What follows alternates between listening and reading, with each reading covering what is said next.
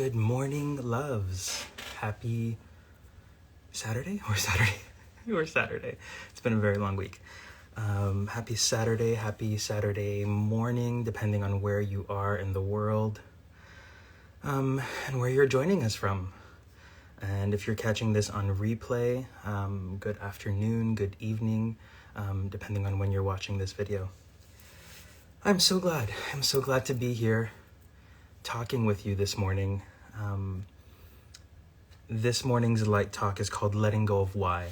We're going to talk a lot about the ways we get stuck in the darkness. Last week we spoke a lot about the darkness, the things that plunge us into the darkness. Divorces, infidelity, heartbreaks, breakups, diagnoses, losses of jobs, losses of, individuals, people that we love. Lots of different things that, plunge us into the darkness, loss of identity. But today we're going to talk a little bit more about how we get stuck in the darkness, how we lose ourselves in it. Last week we spoke about succumbing to the darkness and giving yourself time to feel the pain, to feel the darkness, to ride through it, to let, your sorrow and your grief coddle you, and to ease into those emotions. Today, we're going to talk a little bit more about how we get stuck there, and the reasons we get stuck there. So we'll start like we always start. We'll start with a prayer. We'll start with the Metabhavana prayer, and then we'll do a quick reading from the book, and we'll talk a little bit more about this process of letting go and our search for meaning. So wherever you are, close your eyes, take a deep breath in through your nose and exhale through your nose. If you're somewhere that requires your focus, if you're driving, please keep your eyes opened. Just hold some space with us while we go through this prayer. See the love, the light that you want to extend through this prayer, not only to yourself, to your family, but to your community, to those around you. And just see that light begin to spread out from your heart as we go through this. So take a deep breath in and exhale. May I be happy. May I be healthy. May I be free of suffering. May I be free of mental anxiety. May I live in peace. May my life be blessed with ease. May you be happy. May you be healthy. May you be free of suffering. May you be free of mental anxiety. May you live in peace. May your life be blessed with ease. May we be happy. May we be healthy. May we be free of suffering. May we be free of mental anxiety. May we live in peace. May our lives be blessed with ease. Take another deep breath in and release. All right, let's dive into the book. We'll read a little bit from chapter 2, Letting Go of Why, from page 37, and then we'll get a little bit more into the discussion. When we find our reality impacted by tragedy, whether it be the loss of a loved one, an affair, the end of a relationship, or even a diagnosis, our instinctual reflex is to go in search of answers. We look to the heavens and ask, why? Because we think surely there must be a reason. Perhaps we are being punished or paying for some karmic debt. The reality is that we question because we believe the fundamental lie that we are lacking or less than. A Course in Miracles explains that we make the temple beautiful and adorn it when we are too afraid to approach the altar. In this metaphor, the temple is our external world and bodies. The altar is our light and truth. Why do we fear the sacredness that lies within? Perhaps because we fear it isn't there, that we are somehow deficient of light. Perhaps we suspect we were absent the day divine sparks were being implanted because we don't remember having received one.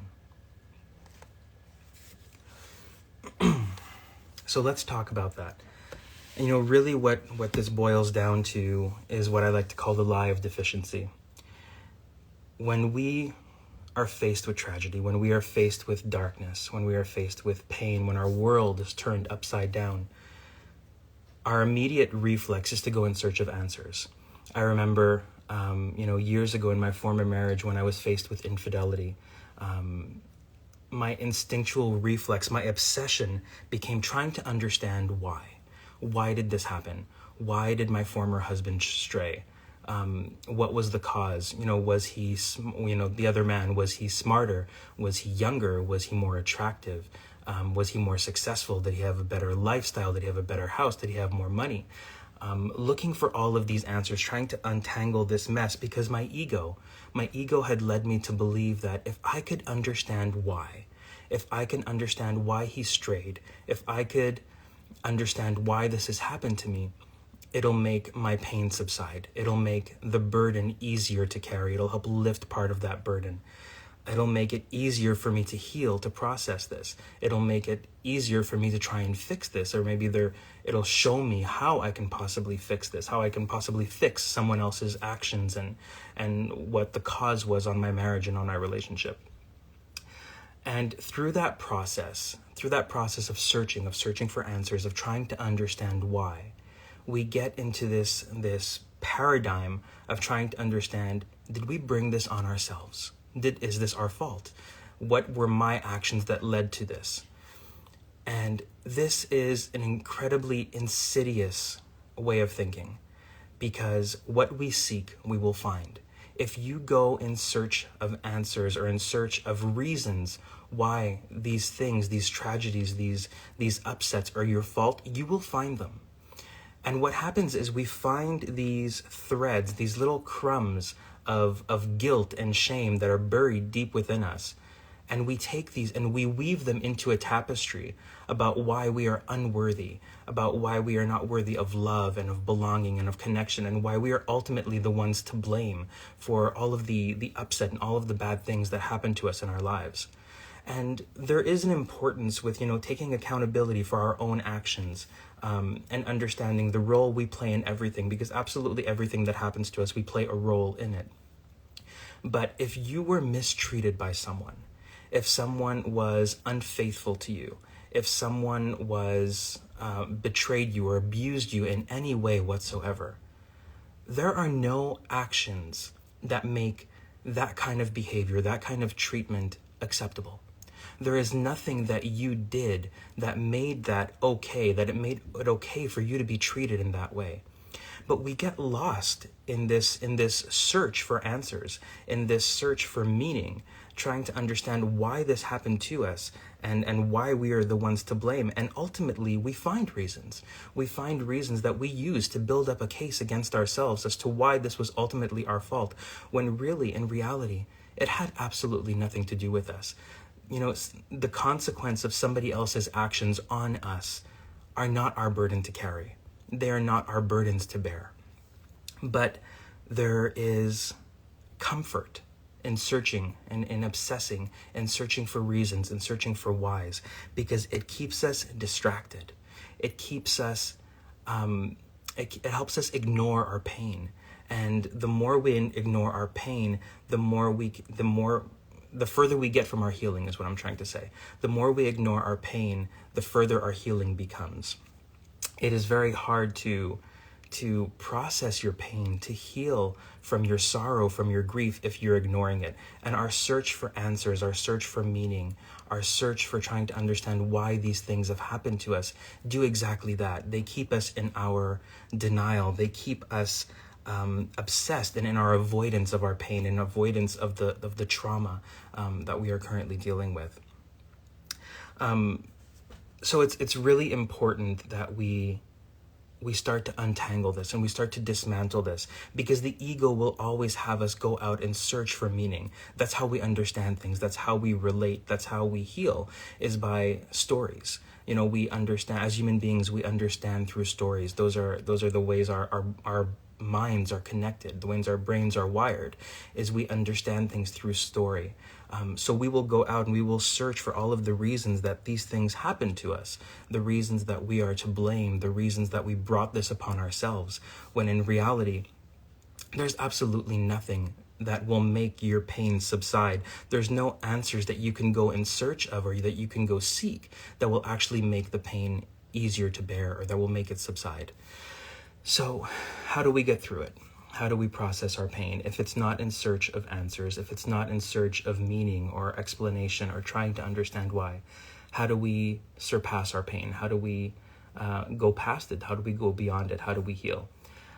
The only way to go beyond your pain, the only way to surpass it, is to go through it.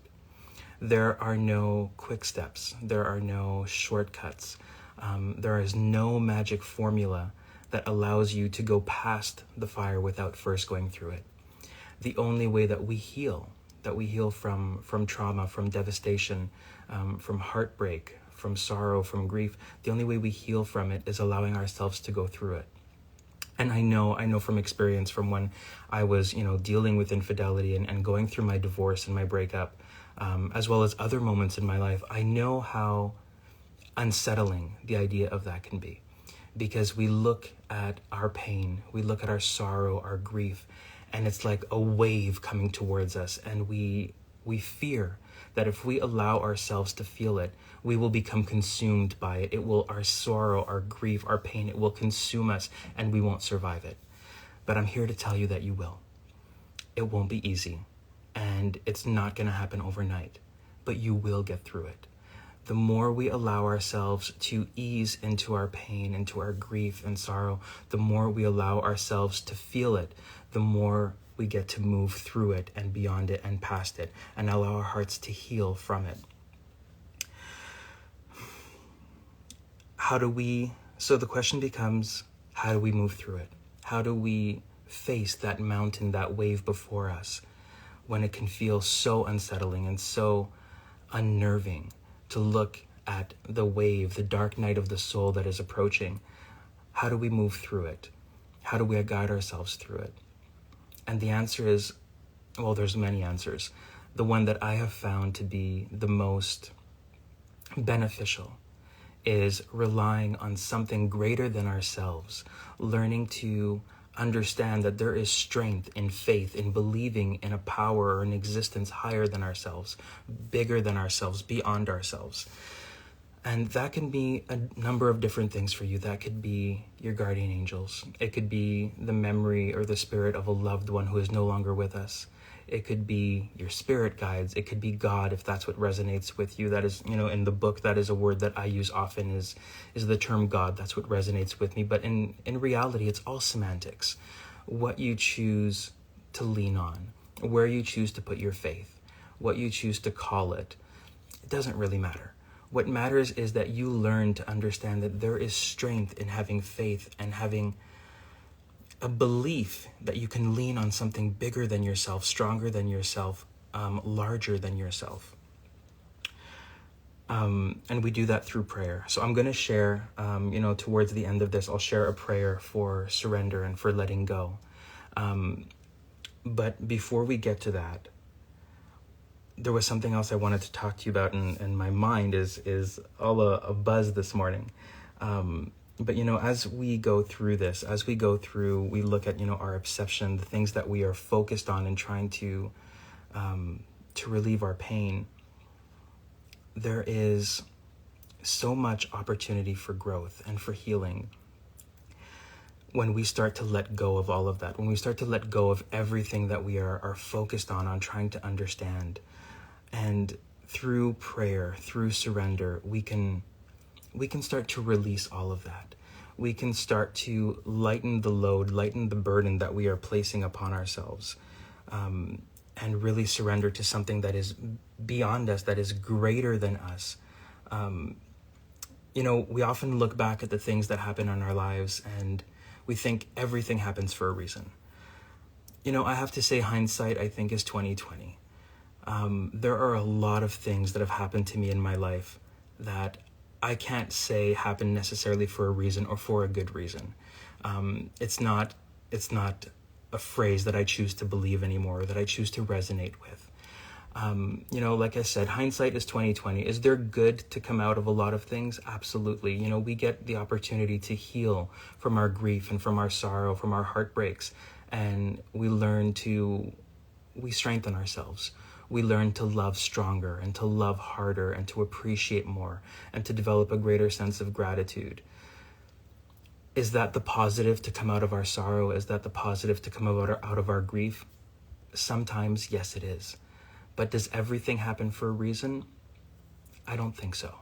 We have a choice in life on with regards to how we choose to learn, our lessons. Everything in life teaches us something. Whether we like it or not, all of the things that happen to us, they're all lessons in terms of our growth, in terms of our awakening, in terms of our evolution, of our, self-identification and the way we expand and self-actualize. Everything is a lesson. Everyone we meet, every encounter, every relationship, whether it be a romantic relationship or a platonic relationship, everything is a lesson. But we get to choose. We get to choose whether or not we are going to learn through pain and through suffering and through heartache, or we can choose to learn through joy. We can learn to learn through love, through happiness. That's a choice that we get to make. And often, when we're on our journey of self-growth and self-actualization, we tend to ignore the opportunities that we have to learn through love and to learn through joy and to learn through happiness, because we've been taught that everything comes from hard work. Everything comes from suffering. You have to work hard. You have to feel it. You have to, no pain, no growth, and I'm messing up that quote, but, that growth comes out of no pain, no gain. That's what I was trying to say. We hear that often, and especially in terms of the fitness world, no pain, no gain. And we take that and we try to apply it to every other aspect of our lives and every other area of our lives, thinking that the only way for us to grow, the only way for us to learn, is for it to be hard, for it to be painful, for it to be, excruciating. But that's not always true. We get to choose to learn through love and to learn through joy and to learn through happiness. We get to lean into those moments, and we get to learn from them through our gratitude, through our appreciation, through our presence and being present in the moment. There's this aspect that we often carry where we're always waiting for the other shoe to drop. We're afraid to lean into our joy. We're afraid to lean into our happiness because we're anticipating something that's going to come down the path and something that's going to disrupt it, that's going to disrupt our happiness. So instead of leaning into the good moments, instead of leaning into that love and joy, we keep ourselves on guard. We keep ourselves prepared for the tragedy, for the heartbreak, for the sorrow, for the grief. We imagine all of these horrible scenarios of things that could happen to us and to our family, to try to dress rehearse our tragedy and to dress rehearse our pain, so that when it actually happens and it actually hits in our lives, it won't be as bad, it won't be as painful. But there is no amount of dress rehearsing tragedy that will make devastation any easier to bear. So we get to choose. We get to choose, do we want to learn? Do we want to live through our joy and through our love? Or do we want to wait and learn and grow through our pain? And like I said, we do not live in a perfect world. There is always going to be heartbreak, and there's always going to be sorrow, and there's always going to be grief. Is there opportunities to learn from it? Yes, if we choose to. It's very much a conscious decision to learn and to grow through our pain and through our grief.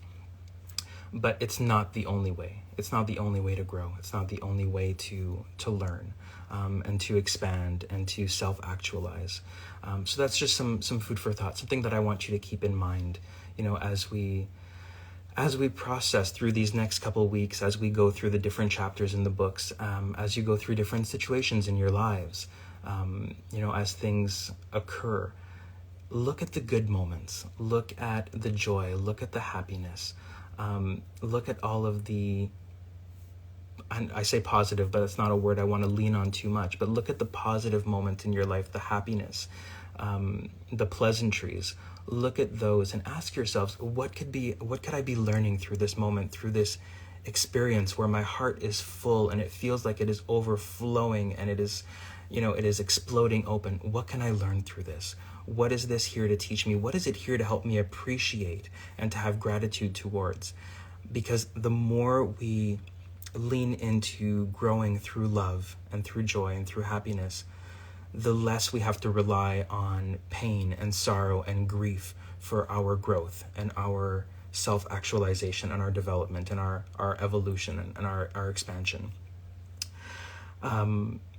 So just keep that in mind. But, as we, getting back to the topic of today, as we let go of why, as we begin, if we are in those moments of grief and sorrow, if we are in our darkness and we're caught up in our search for meaning, our search for understanding, trying to understand why this has happened to us and, how we are to blame, if you're catching yourself in this, if this resonates with you, which, I have a feeling that if it's not resonating with you right now, if you're not going through this right now in your life, I'm sure you can think back to other areas or other moments in your life when you were suffering, when you were in your pain or in your sorrow, and you found yourself looking for answers as to why did this happen?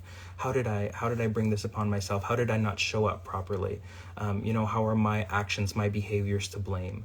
If you find yourself in this obsessive cycle of trying to understand and you're looking for a way to break free of it, if you're looking for a way to release it so that you can start to heal and to move beyond it and to move past it, I want to offer you this prayer for surrender and for letting go.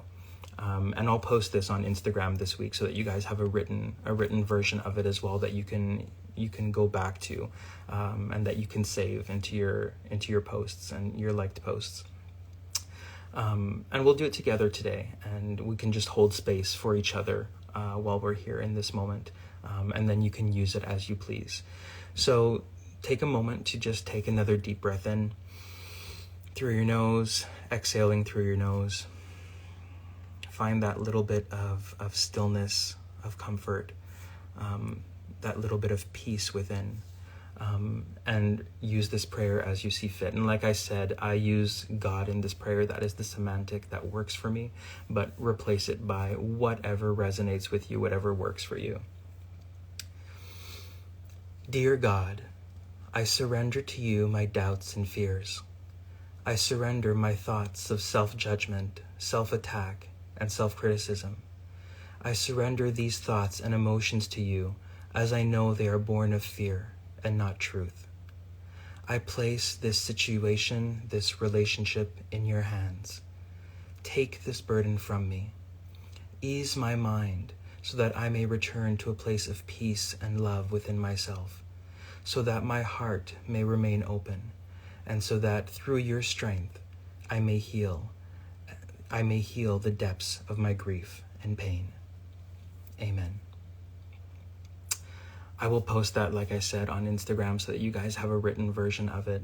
And feel free to use it. Feel free to use it anytime that you feel that you are stuck in this cycle, that you are stuck in this search for meaning, this search for understanding, when you are caught, in the whirlwind or the mad ideas of the ego that try to keep us separate from ourselves, separate from our divine nature, from our holiness, from our wholeness. The mad ideas of the ego are designed very much for that, to keep us small, to keep us contracted, to keep us safe in a sense, because anything beyond that, our growth, our self-actualization, our self-development, can be scary. It's outside of our comfort zones. For the ego, that is very much unsafe and viewed very much as a threat. So whenever you find yourself caught in the whirlwind of the ego, trying to understand why you're to blame, trying to understand why you are not worthy of love or of connection or of being treated fairly or respected or appreciated, whenever you're caught in these mad ideas of the ego, lean on that prayer. Lean on your faith, whatever it might be in, and ask for help. Learn to surrender. Learn to surrender those doubts and those fears and all of those moments of self-criticism and self-attack and self-judgment. Place them in the hands of something that you trust, in the faith of, in something that you have faith in, to help ease that burden from you. And the more we do this, the easier it becomes. When we first start with prayer, when we first start trying to lean on something greater than ourselves, when we learn to have faith, depending on what your relationship with, religion or spirituality may be. And we'll talk about more of that in an upcoming session, in an upcoming Light Talk. Depending on what your relationship to faith might be, it can be hard, and it can feel very unsettling or very unnatural to do so, to try to ask for help or for guidance or support, or to relieve yourselves of these burdens and of this suffering. And it's not going to happen overnight. But every moment that we choose to do this, every moment that we choose to lean into our faith and to ask for that surrender, to offer up these negative emotions, these negative feelings that are generated by our ego, that are generated by our fear, all of these thoughts and self-doubts, as we learn to surrender those and to hand them over to something larger than ourselves, it becomes easier. The burden becomes lighter. And it's not going to happen overnight, and it's not going to be instant where you're going to say the prayer once and tomorrow life is going to be rainbows and lollipops. But every second that we choose to lean on our faith, that we choose to surrender, that we choose to give something up to a higher power, it becomes a little bit easier. Those seconds, those moments, they multiply, they compound themselves. And the more we do this, the more we make a practice of this, the easier it becomes. We are often tempted to hand something over, to surrender something through prayer, and then we take it back because we don't trust that it will be taken care of. We don't trust that we will be relieved of this burden. So we hand it over, we ask for support, we ask for guidance, and then we take it back. If you find yourself doing that, pray again, hit your knees again, sit in meditation, sit in stillness, ask yourself, why? Why am I holding on to this? Why am I choosing to take this back? Is it because I don't feel or I don't trust that it will be taken care of? Or is it because I am not ready to release this grief, this sorrow? I'm not ready to move past it or beyond it. And that might be where you're at, and that's perfectly okay. If that's where you're at, if you're not ready to release your grief or to release your sorrow or to let go of it or to move beyond it, there is no harm in sitting with it a little while longer. It means that you have more to heal. It means that you have more to process. You have more to take from it. Perhaps there is more that you want to learn from it. And it's okay. It's okay if you're not ready. Sometimes our minds are ready to let go of something before our hearts are. And we have to tune into our bodies, and we have to tune into our heart and what we're truly feeling, and ask ourselves why. Why are we still holding on to this? Is it because there is still so much of it that we haven't felt, that we haven't processed? Are there areas of our grief and our sorrow where we have not gone? Is there terrain there that we have not explored? And if so, there's no damage in holding on to that a little bit longer to process it, to feel our way through it. Or is it because we are self-identifying with our grief and with our sorrow and with our pain? We can very much cause that to become part of our narrative, to become part of how we define ourselves and see ourselves. It becomes very much part of the story that we tell. We become the martyrs and the victims. So if you find yourself holding on to your grief and your pain and your sorrow because it is how you identify, it is how you see yourself, then the way to get through that, the way to process it, is to sit in stillness, to meditate, to pray, to surrender it more. And through that act of meditation and through prayer and through surrender, each time it will become a little bit easier. And each time we will have less of a need to pull that back and hold back onto it. We'll be able to let it go a little bit more and a little bit more fully. And from one prayer to the next, it becomes a little bit easier. From one moment to the next, our burden becomes a little bit lighter.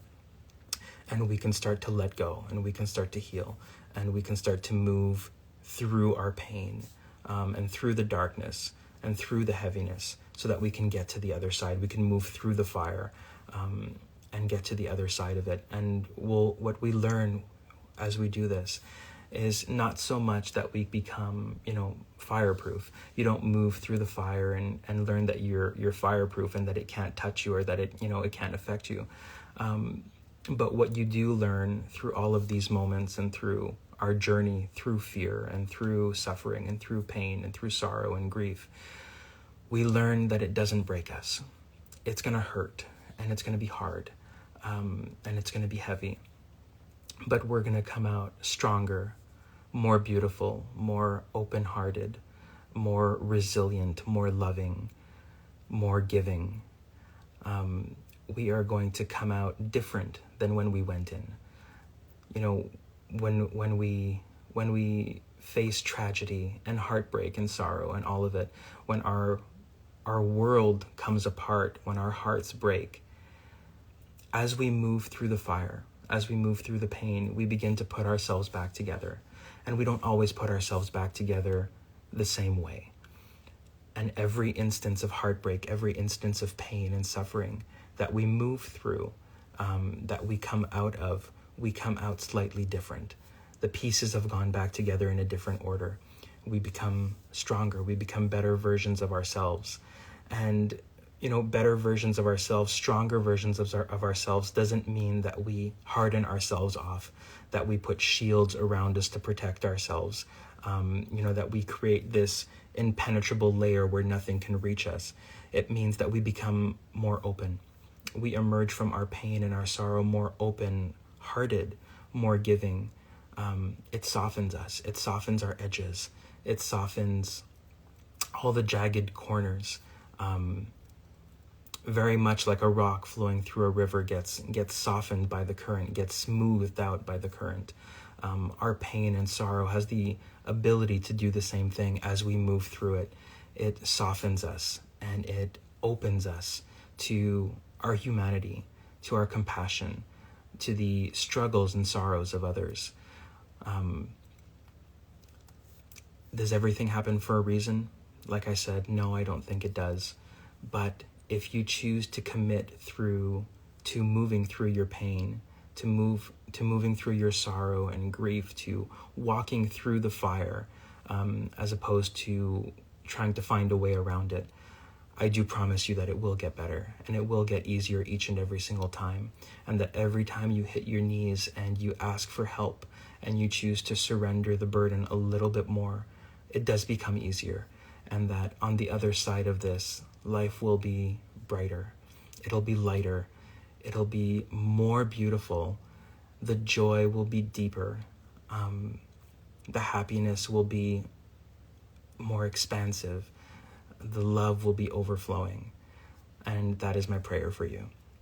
That if you are in your darkness, if you are in your grief, if you are in that dark night of the soul, that you pray, that you ask for support, that you ask for guidance to move through it, that you ask for help, whether that be from a higher power or from friends or family, or picking up the phone and just asking somebody to listen, to help us shoulder the burden of our pain so that we can catch our breath. That is my prayer. And if you don't have somebody that you can reach out to, if you are estranged or distanced from those that you love, and you are looking for support, feel free to reach out, to slide into my DMs. That's why I'm here.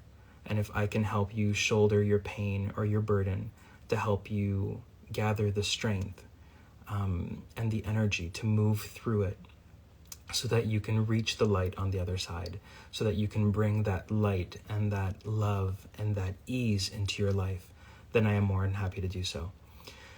So with that, I will thank you so much for being here with me this morning. Thank you for choosing to spend part of your Saturday with us, holding this space.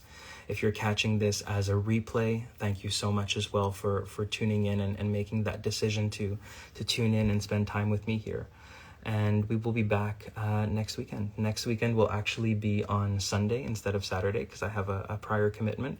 But we will be back here next Sunday, same time, for another Light Talk and to go through another chapter of the book. So with that, I will wish you a wonderful, wonderful weekend and a wonderful day. And I send you all of my love and all of my gratitude and my deepest thanks. Love.